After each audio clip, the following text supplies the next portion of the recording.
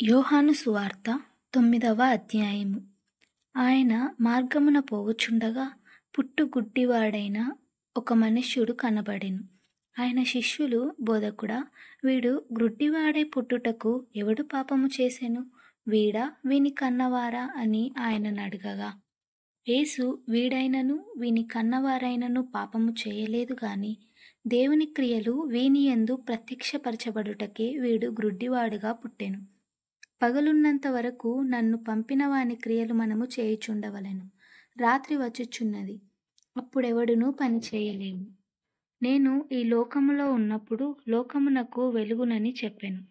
ఆయన ఇట్లు చెప్పి నేల మీద ఉమ్మివేసి ఉమ్మితో బురద చేసి వాని కనుల మీద ఆ బురద పూసి, నీవు సిలోయను కోనేటికి వెళ్ళి అందులో కడుక్కొనుమని చెప్పెను. సిలోయను మాటకు పంపబడిన వాడని అర్థం. వాడు వెళ్ళి కడుక్కొని చూపుగలవాడై వచ్చెను. కాబట్టి పొరుగువారును వాడు భిక్షకుడని అంతకుముందు చూచిన వారును, వీడు కూర్చుండి భిక్షమెత్తుకొనువాడు కాడా అనిరి. వీడే అని కొందరును, వీడు కాడు, వీని పోలియున్న ఒకడని మరికొందరును అనిరి. వాడైతే నేనే అనెను.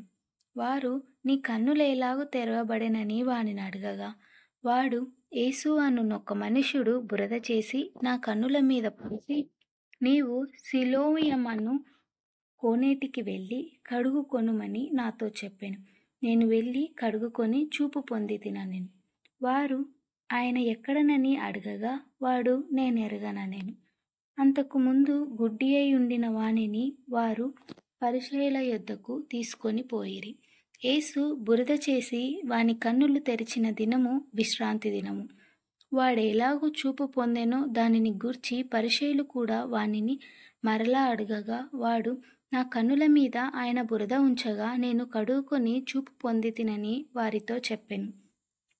కాగా పరిసయ్యులలో కొందరు, ఈ మనుష్యుడు విశ్రాంతి దినము ఆచరించుటలేదు గనుక దేవుని యొద్ద నుండి వచ్చిన వాడు కాడని. మరికొందరు, పాపి అయిన మనుష్యుడు ఇలాంటి సూచక క్రియలెలాగు చేయగలడనిరి. ఇట్లు వారిలో భేదము పుట్టెను. కాబట్టి వారు మరలా ఆ గుడ్డివానితో, అతడు నీ కన్నులు తెరిచినందుకు నీవతని గూర్చి ఏమనుకొనుచున్నావని అడగగా, వాడు, ఆయన ఒక ప్రవక్త అనెను. వాడు గుడ్డివాడయుండి చూపు పొందెనని యూదులు నమ్మక చూపు పొందిన వాని తల్లిదండ్రులను పిలిపించి, గుడ్డివాడై పుట్టెనని మీరు చెప్పు మీ కుమారుడు వీడేనా? అలాగైతే ఇప్పుడు వీడెలాగు చూచుచున్నాడని వారిని అడిగిరి. అందుకు వాని తల్లిదండ్రులు, వీడు మా కుమారుడనియు వీడు గుడ్డివాడుగా పుట్టెననియు మేమెరుగుదుము. ఇప్పుడెలాగు చూచుచున్నాడో ఎరుగము. ఎవడు వీని కన్నులు తెరిచెనో అదియు మేమెరుగము. వీడు వయసు వచ్చినవాడు, వీనినే అడుగుడి, తన సంగతి తానే చెప్పుకొనగలడని వారితో అనిరి. వాని తల్లిదండ్రులు యూదులకు భయపడి అలాగు చెప్పిరి. ఎందుకనినా, ఆయన క్రీస్తు అని ఎవరైనను ఒప్పుకొనిన ఎడల వానిని సమాజ మందిరములో నుండి వెలివేతుమని యూదులు అంతకు మునుపు నిర్ణయించుకొని ఉండిరి. కావున వాని తల్లిదండ్రులు, వాడు వయసు వచ్చినవాడు, వానిని అడుగుడనిరి. కాబట్టి వారు గుడ్డివాడయుండిన మనుష్యుని రెండవ మారు పిలిపించి, దేవుని మహిమపరచుము, ఈ మనుష్యుడు పాపి అని మేమెరుగుదుమని వానితో చెప్పగా, వాడు, ఆయన పాపియో కాడో నేనెరుగను. ఒకటి మాత్రం నేనెరుగుదును, నేను గుడ్డివాడనైయుండి ఇప్పుడు చూచుచున్నాననెను. అందుకు వారు, ఆయన నీకేమి చేసెను? నీ కన్నులు ఎలాగు తెరిచెనని మరలా వానిని అడగగా, వాడు, ఇందాక మీతో చెప్పితిని గాని మీరు వినకపోతిరి. మీరెందుకు మరలా వినగోరుచున్నారు? మీరును ఆయన శిష్యులగుటకు కోరుచున్నారా ఏమి అని వారితో అనెను. అందుకు వారు, నీవే వాని శిష్యుడవు, మేము మోషే శిష్యులము. దేవుడు మోషేతో మాటలాడెనని ఎరుగుదుము గాని వీడెక్కడ నుండి వచ్చెనో ఎరగమని చెప్పి వానిని దూషించిరి. అందుకు ఆ మనుష్యుడు, ఆయన ఎక్కడ నుండి వచ్చెనో మీరెరగకపోవుట ఆశ్చర్యమే. అయినను ఆయన నా కన్నులు తెరిచెను. దేవుడు పాపుల మనవి ఆలకింపడని ఎరుగుదుము. ఎవడైనను దేవభక్తుడైయుండి ఆయన చిత్తము చొప్పున జరిగించిన ఎడల ఆయన వాని మనవి ఆలకించును.